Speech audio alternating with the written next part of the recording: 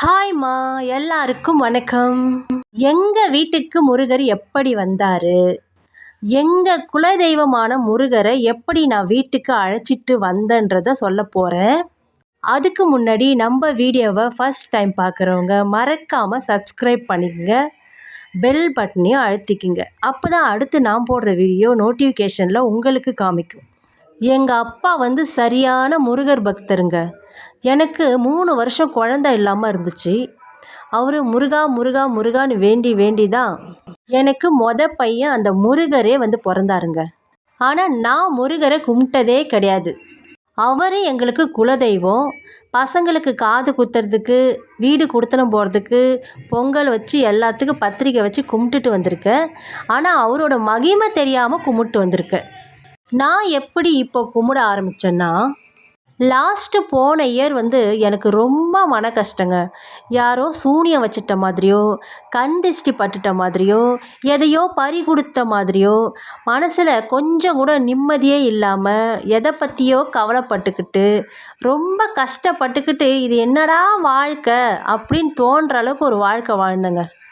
அப்போ தான் ஒருத்தவங்க சொல்லி கேள்விப்பட்டேன், நம்ம மனசுக்கு நிம்மதி இல்லாதப்ப ஏதாச்சும் ஒரு கோவிலில் போய் ராவு தங்கிட்டு வந்தால் நம்ம கஷ்டம்லாம் போயிட்டு தெளிவான மனசு கிடைக்கும், நிம்மதியாக இருக்கலாம் அப்படின்னு சொல்லி கேள்விப்பட்டேன்.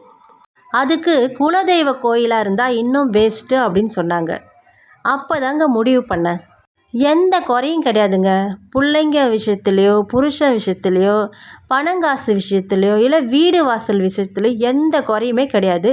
ஆனால் ஏதோ பறி கொடுத்த மாதிரி, ஏதோ மன கஷ்டத்திலே மன பிரம்ம மாதிரி அப்படியே மந்தமாகவே இருந்துச்சுங்க.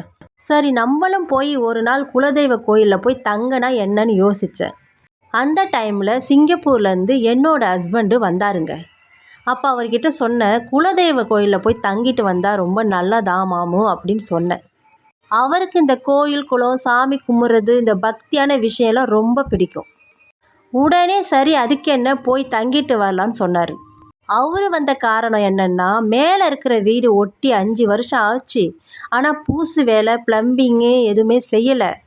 கம்பிலாம் துரு பிடிச்சி உளுத்து கொட்டுது. அந்த வேலையை பார்க்கலான்னு தான் அவர் வந்தார். சரி, வீடு கட்டுறதுக்கு முன்னாடி குலதெய்வம் கோயிலுக்கு போயிட்டு வந்தால் நல்லது தானே அப்படின்னு கிளம்பணும். ஒரு வழியாக மயிலத்துக்கும் போய் சேர்ந்தாச்சுங்க. மயிலத்து முருகர் தான் எங்களோட குலதெய்வம். போயிட்டு தங்கிறதுக்கு அனுமதி கேட்டால் மலை மேலெலாம் யாரையும் தங்க விட்றது இல்லைங்க. கொரோனாவுக்கு முன்னாடி தான் விட்டோம். எப்போ கொரோனா வந்துச்சு அதுலேருந்து கீழே தாங்க போய் தங்கணும் அப்படின்னு சொல்லிட்டாங்க. சரி, அங்கேயே இருந்து சாமி கும்பிட்டு கீழே போய் ஹோட்டலில் போய் சாப்பிட்டு படுக்கலான்னு நினச்சிட்டு சாமி கும்பிட்டு வெளியே வந்தேங்க. நீங்கள் எதுக்குடா தங்கங்களா ஹோட்டலுக்கு போகிறீங்க? எப்போ என் சன்னதி வந்துட்டீங்களோ உங்களுக்கு ஹோட்டல்லாம் போய் அலையணும்னு அவசியம் கிடையாது. நானே பிரசாதம் போடுறேன்னு சொல்லிவிட்டு முருகர் போதும் போதும் போதுன்ற அளவுக்கு எல்லாருக்கும் பிரசாதத்தை வாரி வழங்கினாருங்க. நாங்களும் வயிறு ஃபுல்லாக சாப்பிட்டுட்டு கோவில்லேருந்து வெளியில் வர மனசு இல்லாமல் உட்காந்துட்டு இருந்தோம். டைமும் 10 ஆயிடுச்சுங்க.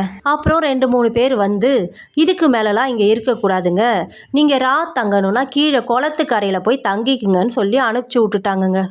சரி, குளத்து கரையோரமும் நிறைய மரம்லாம் இருக்குது, நல்லா காற்று வரும், குளு குளுன்னு படுத்து தூங்கலாம். எங்கே தங்கனா என்னங்க, குலதெய்வ மண்ணை மிதிச்சாச்சு, அது தானங்க கணக்கு. அதனால் கீழே போய் படுக்கலான்ட்டு போனோங்க. நல்ல வேலை எங்களுக்கு கம்பெனி கொடுக்கறதுக்கு ஒரு குடும்பமும் இருந்துச்சு. அவங்களும் புள்ள குட்டியோடு அவங்களும் படுத்துட்டு இருந்தாங்க. அவங்க சொன்னாங்க, நாங்கள் வருஷம் வருஷம் தங்குவோங்க அப்படின்னாங்க. அப்படிங்களா, நாங்கள் இப்போ தாங்க ஃபஸ்ட் டைம் வரோம் அப்படின்னு சொன்னோம். 2 ஃபேமிலி ஜாலியாக பேசிக்கிட்டே படுத்தா கொசு அப்புன்னு அப்புதுங்க. நைட்டெல்லாம் தூக்கமே இல்லை. நான் கொஞ்சம் நேரம் படுத்தா எங்கள் வீட்டுக்காரி விசிற, அவர் படுத்தா நான் விசிற, நாங்கள் 2 பேரும் சேர்ந்து பிள்ளைங்களுக்கு விசிற, கொஞ்சம் கூட தூங்கவே இல்லைங்க. எப்படா விடியும்னு பார்த்துட்டு அதுக்கப்புறம் குளித்து முடிச்சுட்டு மேலே போனோங்க. அங்கே போயிட்டு பொங்கல் வைக்கிறதுக்கு கல் மூட்டு விரவு பொறுக்கி பொங்கலும் வச்சாச்சுங்க. பொங்கல் வச்சுட்டு சாமி கும்பிட்டுட்டு குடும்பத்தோட கோயில் உள்ளார்க்க உட்கார்ந்தோங்க. அங்கே ஒரு பொண்ணு சுடிதார் போட்டுக்கிட்டு வேக வேகமாக வந்துச்சுங்க. சரி, என்னடா பண்ண போகுதுன்னு பார்த்தா அது மாட்டுன்னு தனியாக உருண்டு கோயிலை அங்க பிரதர்ஷனம் பண்ணுதுங்க. கோவில் வழியில் எல்லாரும் உட்காந்துக்கிறாங்க, அந்த பொண்ணு மட்டும் தனியாக உருளுதுங்க. எனக்கு பார்க்க பாவமாக இருந்துச்சு. அந்த சுடிதார் வேற விலகி விலகி மேலே தூக்கிக்கிட்டே போச்சு.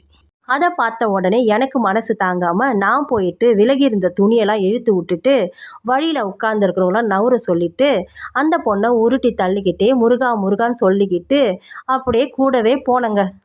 அந்த பொண்ணும் பாதி தூரம் வேகமாக உருண்டுச்சு. அதுக்கப்புறம் அந்த பொண்ணால் முடியல. நான் என்ன பண்ணுறது, எனக்கே ஒரு கை சரியில்லை. எப்படியோ ஒரு கையாலே நானே அந்த பொண்ணை உருட்டி தள்ளி அரோகரா முருகனுக்கு அரோகரான்னு சொல்லி சுத்து வரைக்கும் கொண்டு வந்துட்டேங்க. அந்த பொண்ணு எழுந்து உக்காந்து கண்ணு கலங்கி என்ன கையெடுத்து கும்பிடுது. நான் என்னமோ அந்த பொண்ணுக்கு முருகராவே தெரிஞ்சிருக்கேன் போல.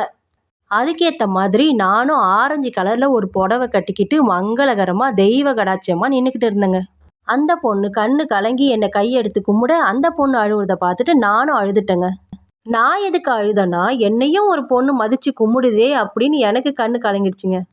அப்படியே அழுதுகிட்டே போய் என்னோட ஃபேமிலி கூட உக்காந்தா எங்கள் வீட்டுக்கார் சொல்கிறாரு, அது பொண்ணு இல்லை, அவங்க அரவாணி அப்படின்றாரு. அப்படியா? அப்படி ஒன்று எனக்கு தெரியலே என்ன. இல்லை இல்லை, அவங்க அரவாணி தான் அப்படின்றாரு. சரி, மற்றவங்களுக்கு ஹெல்ப் பண்ணுறதை விட ஒரு அரவாணிக்கு ஹெல்ப் பண்ணால் எவ்வளோ புண்ணியம்.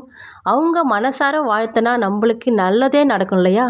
எனக்கு அந்த ஒரு திருப்தியே அந்த கோயிலுக்கு போனது என்னோட பீடை என்னோட கஷ்டம் எல்லாம் கழிஞ்சிட்ட மாதிரி ஆயிடுச்சுங்க. பொங்கலை வச்சுக்கிட்டு வீட்டுக்கு கிளம்புறதுங்காட்டியும் ஃபோன் மேலே ஃபோன் வருது. இவ்வளோ நாளாக வீட்டு வேலைக்கு ஆள் கிடைக்காம இருந்த எங்களுக்கு ஜல்லி வந்துடுச்சு, மண் வந்துடுச்சு, கல் வந்துடுச்சு, எங்கே இறங்கணும் எப்போ வரணுன்றாங்க. ஆளுங்களும் ரெடியாக வந்துட்டாங்களாம். இதை கேட்டதுமே எங்களுக்கு ரொம்ப சந்தோஷங்க. அப்புறம் வீட்டு அட்ரஸை சொல்லி பக்கத்து வீட்டுக்காரங்கிட்ட ஃபோனை கொடுக்க சொல்லி ஒரு இடம் பார்த்து கொட்ட சொல்லியாச்சுங்க. வரும்போதும் பாருங்க, நாங்கள் பசியோடு போகக்கூடாதுன்னு சொல்லிட்டு முருகர் அவ்வளோ பிரசாதம் கொடுத்தாரு. எல்லாத்தையும் வாங்கி சாப்பிட்டுட்டு முடிஞ்ச வரைக்கும் பார்சலும் கட்டிக்கிட்டாச்சுங்க. வீட்டுக்கு வந்தால் எங்கள் மாமியாரும் மாமனாரும் ஆளை இட்டுக்கிட்டு வந்து கல் இறக்குறாங்க. எடுத்துன்னு வந்த பிரசாதத்தெல்லாம் அவங்கக்கிட்ட கொடுத்துட்டு வயிறார சாப்பிட வச்சுட்டாச்சுங்க. அப்புறம் ஒரு மாசத்துல வீட்டு வேலையை முடிச்சுட்டு எங்கள் வீட்டுக்காரு ஊருக்கும் கிளம்பிட்டாரு. குலதெய்வம் கோயிலுக்கு போயிட்டு வந்தது தாங்க. அப்போவே எங்கள் குலதெய்வம் முருகர் எங்கள் கூடவே வந்துட்டாரு போல. நான் பார்க்குற இடம்லாம் முருகரோட மந்திரமும் முருகரோட ஃபோட்டோவுமே என் கண்ணில் படுதுங்க. ஃபேஸ்புக்கை திறந்தா முருகர், யூடியூப்பை திறந்தா முருகர், இன்ஸ்டாகிராமை திறந்தா முருகர். அவரோட மந்திரம், அவரோட ஸ்லோகம், அவரோட ஃபோட்டோவே என் கண்ணில் படுதுங்க. உடனே இந்த வேல்மாறல் புக்கை பற்றி கேள்விப்பட்டேங்க. அது படித்தனாக்கா ரொம்ப நல்லதுன்னு சொன்னாங்க. சரி, அந்த வேல்மாறல் புக்கை நம்ம வாங்கியே ஆகணும்னு சொல்லிட்டு நினச்சிக்கிட்டே இருந்தேன். ஆனால் வாங்கவே முடியலங்க. சில பேர் சொன்னாங்க அந்த புக்கு சாதாரணமாக வாங்க முடியாது, முருகனின் அருள் இருந்தால் மட்டும்தான் அந்த புக்கு நம்ம கைக்கு கிடைக்கும்னாங்க. நானும் மனசு வெறுத்து போய், ஏன் முருகா, என்னால் அந்த புக்கு வாங்க முடியாதா, எனக்கு அந்த குடுப்பனை இல்லையான்னு சொல்லி அழுது ஒரு வீடியோவும் போட்டிருப்பேன். அந்த வீடியோவை டிஸ்கிரிப்ஷனில் தரேன் பாருங்க. அன்னைக்கு மனசார வேண்டிக்கிட்டு அழுதுட்டு இன்னைக்கு அந்த புக்கை வாங்கியே ஆகணும்னு சொல்லிட்டு முருகர்கிட்ட சொல்லிட்டு தாங்க போனேன். பாண்டிச்சேரி போனதும் ஒரு நாட்டு மருந்து கடைக்கு போயிட்டு வெட்டி வேறு, பன்னீர், ஜவ்வாது எல்லா வாசனை பொருளும் வாங்கினேங்க. வாங்கின உடனே என் பையன் அம்மா மயில் ரெக்கை விற்கிது, அதையும் வாங்குமான்னு சொன்னான். சரி, புள்ள ஆசைப்பட்டு கேட்குதேன்னு அந்த மயில் ரெக்கையும் வாங்கினேங்க. வாங்கிட்டு உடனே புக் ஸ்டால் தேடி போய் வேல்மாறல் புக் இருக்குதான்னு கேட்டேங்க. இருக்குன்னு பொசுக்குன்னு எடுத்து கொடுத்துட்டாங்க. அப்புறம் திருப்புகழும் கந்த சஷ்டி புக்கும் கேட்டேங்க. திருப்புகழ் இருந்துச்சு, ஆனால் கந்த சஷ்டி கிடைக்கல. இதெல்லாம் வாங்கிக்கிட்டு திரும்புகிறேன், பையனை காணோம். எங்கடா போனான்னு தேடனா அங்கே கொலுவுக்கு சிலை விற்கிறாங்க. அந்த இடத்துலேருந்து ஒரு முருகர் சிலையை தூக்கி கையில் வச்சுக்கிட்டு அம்மா எனக்கு இந்த முருகர் சிலையை வாங்கி கொடுத்தே ஆகணுன்றான். என்னால் ஒன்றுமே பேச முடியலங்க. சந்தோஷம் தாங்கவே இல்லை. வேல்மாறல் புக்கு, பன்னீர், மயில் இறகு, ஜவ்வாதுன்னு வாசனை திரவத்தெல்லாம் வாங்கினதும் முருகரும் கூடவே வந்துட்டாருங்க. உடனே ஒன்றுமே சொல்லலை, டக்குன்னு எவ்வளோன்னு வேலையை கேட்டு வாங்கிட்டேங்க.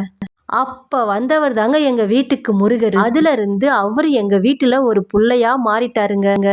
அவர் எங்களுக்கு புள்ள, அவருக்கு நாங்கள் புள்ள, அவருக்கு நான் அம்மா, அவர் எங்களுக்கு அப்பா. இப்போதாங்க எங்கள் வீட்டில் பழையபடி நிம்மதியும் சந்தோஷமும் வந்திருக்கு. இப்படி தாங்க எங்கள் வீட்டுக்கு முருகரும் வந்தார். இந்த வீடியோவை முழுசாக பார்த்த உங்களுக்கு ரொம்ப நன்றி. பிடிச்சிருந்தா மறக்காமல் லைக் பண்ணுங்கள், ஷேர் பண்ணுங்கள், சப்ஸ்கிரைப் பண்ணுங்க. நன்றி.